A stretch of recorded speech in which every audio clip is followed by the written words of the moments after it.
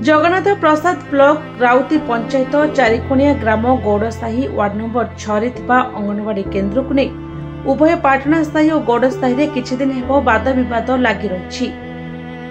उभय ग्रामर शताधिक ग्रामवासी स्थानीय बीडीओ निकट को अभियोग पत्र धरी फेराद होइछन्ति। गत 2 दिन पूर्वे ग्रामवासी उक्त अंगनवाड़ी केन्द्रटी पाटणा ग्राम निर्माण दाबी नहीं बीडीओ निकट को अभियोग दाखल करिथिबा बेले आज गौड़साही शताधिक ग्रामवासी समेत वार्ड मेंबर सभ्या गीतांजलि प्रधान निजस्व ग्राम निर्माण दाबी नहीं बीडीओ को अभियोग पत्र दाखल करिसेंति।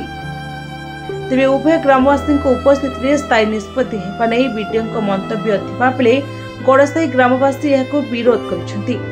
सूचना अनुसार उक्त अंगनवाड़ी केन्द्रटी विगत 15 वर्षर ऊर्ध्व हेब चारिकोणिया गौड़साही अस्थायी घर चालू रही। ग्रामवासी चांदा आदाय करी मंदिर जगार टीन घर तैयारी करथिले। स्थायी पक्का गृह निर्माण पर ग्रामवासी प्रशासन को अनुरोध करथिले। आर्थिक वर्ष 25-26 अनुसार जगन्नाथ प्रसाद मौजर चारिकोणिया ग्राम प्लॉट नंबर 2092 और खाता नंबर 1023 जगार ब्लॉक प्रशासन जाई जगह चिन्हट सह पिलर पर गात खोला जाइछि। तेबे 3 दिन हेब काहेकि अंगनवाड़ी गृह काम बंद रहितबा एवं उक्त ग्राम को तुरंत त्वरान्वित करिबा पई आज जगन्नाथ प्रसाद गोष्ठी उन्नयन अधिकारी मनमथ नाथ मल्लिक लिखित अभियोग पत्र दाखल करिसेंति।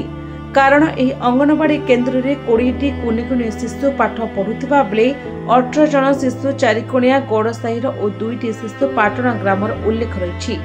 एही अंगनवाड़ी केन्द्रटी जदि पाटणा साही को चली जाए तेबे गौड़साही ठारू पाखापाखी 1 किमी दूर हेबो। तेणु 18 जन शिशु एते दूर जीवा आसिबा असंभव। आमे गौड़साही ग्रामवासी दीर्घ 15 वर्षर ऊर्ध्व हेब एही केन्द्र को धार करज करी सहयोग करिछु। तेणु स्थानीय विधायक और प्रशासन उक्त केन्द्रटी को चारिकोणिया गौड़साही तुरंत कार्यकारी करने नै ग्रामर सभापति संपादक कोषाध्यक्ष समेत शताधिक ग्रामवासी गुहारी जणाइछन्ति। वीडियो गणमाध्यम सामने किछि कहिबाकू सीधा सीधा मना कर दिछन्ति। जगन्नाथ प्रसाद चित्तरंजन गंतायतଙ୍କ रिपोर्ट निरपेक्ष न्यूज।